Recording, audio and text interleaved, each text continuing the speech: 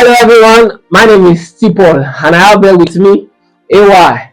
Today we are here to also bless you with a very wonderful topic, which we see that is one of the topics that we should pay attention to, which is management, a spiritual principle for increase.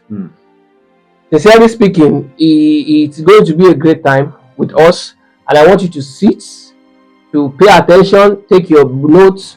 I want you to share this video, make comments, ask questions. I'm very sure you have questions. Ask questions, share this video with people, like, and also click the notification bell so that when we drop the subsequent videos, you'll be able to see them. You'll be alerted that new video has been dropped. So without wasting much of our time, I want us to dive straight into the topic of today: management, a spiritual principle to, or let me say, for increase. So you're welcome, sir. Thank you, sir. So firstly, I want to encourage people to like, to share, and to actually follow closely on things that we share here. Because by to the glory of God, we've been receiving a very positive feedback testimonies, from people. And this keeps following us to do this thing more and more. So you will surely be needing all these things. So like our page, comment, share, and make sure this thing is getting to your loved ones. So please, sir, can you just paraphrase? This management of a thing is one of the words that is very common. We have been hearing management, but this time around we are not going academical. We are not even going educational, just educational alone. We want to impact people. We want to show them a secret.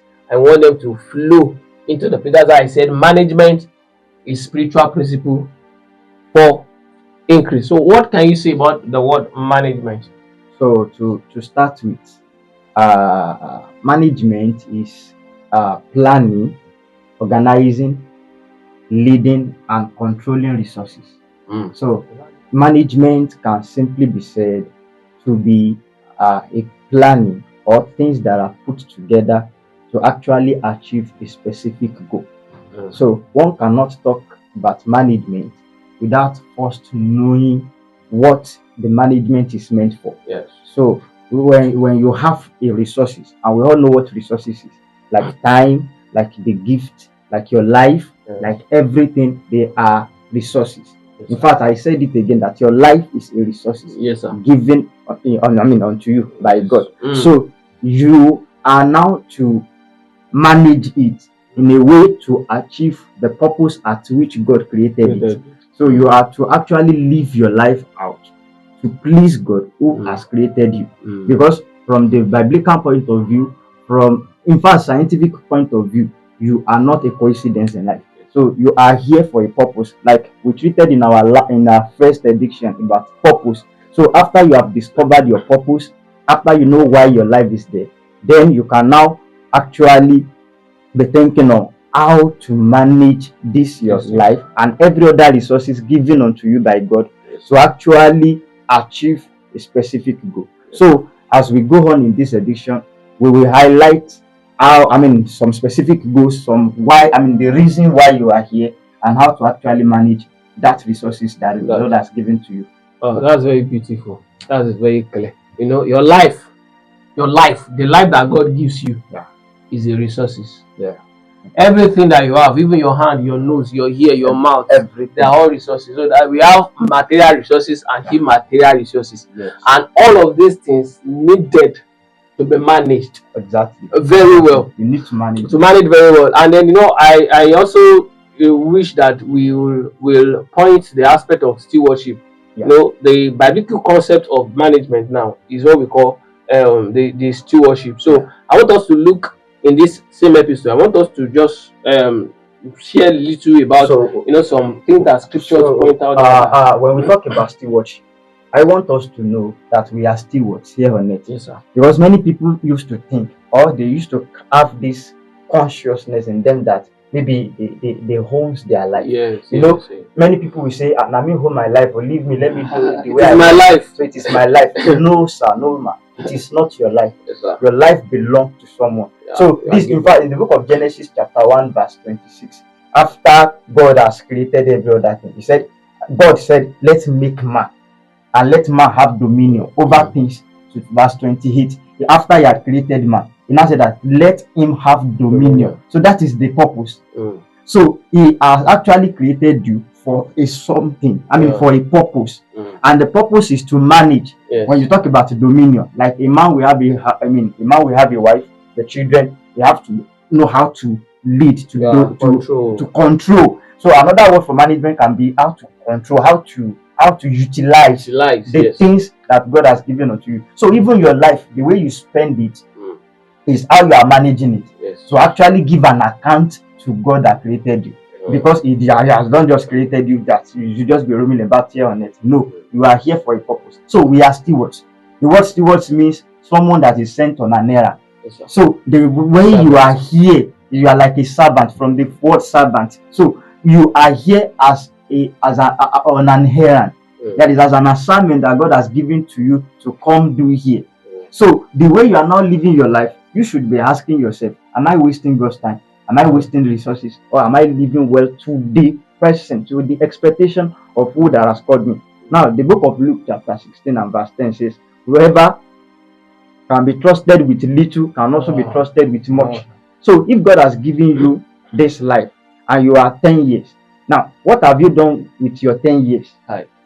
Now, can you now assume what you will do if you are 20, if you are 40, if you are 50? So the way you are living your life is not far from what you have been doing now. So the years that you have spent to this time that you are watching us, or to this your present time, how have you utilized them? So how have you used them? Have you used them to the glory of who that has called you here, the glory of who that has sent you here, or you are just using it for yourself? So you cannot just be doing anything. You have to know that you are a servant and you have a Lord. Somebody sent you here. It's like if you have a company and you hire people, they have to dance to your tune. They have to do. In fact, one of the things that if you go for interview, you will say that you will work in accordance to the policy of the company. So are many of us actually using our life to the policies of God that has created us here? Everything belongs to God. Your life belongs to God, and everything here on earth belongs to Him. He said He made all things for His own pleasure. So everything that has been given to you, everything that you see, the nature, you own nothing. You own nothing. You are just in charge of them for a meantime. Where are those ones that have been here? You know, one Yoruba adage we say, "Tí Yorùbá kí ń kú láyé ni àwọn ará àgbà nìdá." So where are those ones that we have read about in the book? So you are like a mileage. You will pass by. You are here to actually live a specific time. It's a specific time. You can be here for 70, for 80, but something is definitely sure. You will live one day. So you are a steward. We are here for a stewardship, and you should have that consciousness. When you have that consciousness, you will be able to know how to utilize whatsoever God has put in care of you. You will know how to actually manage what God has given unto you. You know, everything belongs to God. There is a place in Revelation say He made all things and for His own pleasure. So the way you live your life, is it giving God pleasure? Are you actually living up to what God has sent you here to do? And also the book of Psalms chapter 24, He said everything belongs to God. Your life. I used to tell people this. You know, there is a parable by Jesus. This man said, my life, you have gathered everything. You have everything that you want. And he said, oh yeah, now my heart, just sit down somewhere. Be eating, Mary. And God said, you are a fool. Who told you that you are the owner of that life? And He said, today that life will be taken from you. He said, who shall now inherit all things that you have gathered for years? So if you are making billions of naira and God is not having any play on them, it's a waste.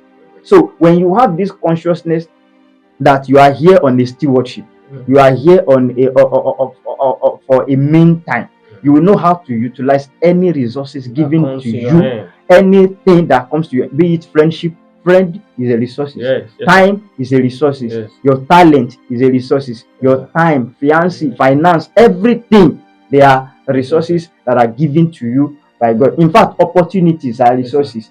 The way you actually utilize them will now give the account that you are giving to the one that sent you here. That's very beautiful. So I want you to hold very well in this episode. that you own nothing. And another thing is that you have to be conscious of the fact that God has sent you here to manage. Yes, sir. So a manager should have an outcome. And that's what our next episode is doing. We want to show you what should be an outcome of a manager. Yes. So if you are not having the outcome, it actually means that you are not managing well. Yes. You are not a good manager. Yes. So you have heard that out of the material and immaterial resources, we have mentioned them. We will look into the talent, the gifts that you are giving, your spiritual gift inclusive, the time God has given you, the money, everything. We can combine them into the material and immaterial resources. So if you are not productive, it means that you are not a good manager. Join me on the next episode. We are going to be showing you what should be the outcome of a good manager, and how you can get to that stage of being a good manager. So please like, share, comment, and ask questions. Thank you for coming. Again, I'm T.Paul, and I have here A.Y. I welcome you to Insightful Living Network with Writer Paul, and I am Emmanuel. Thanks.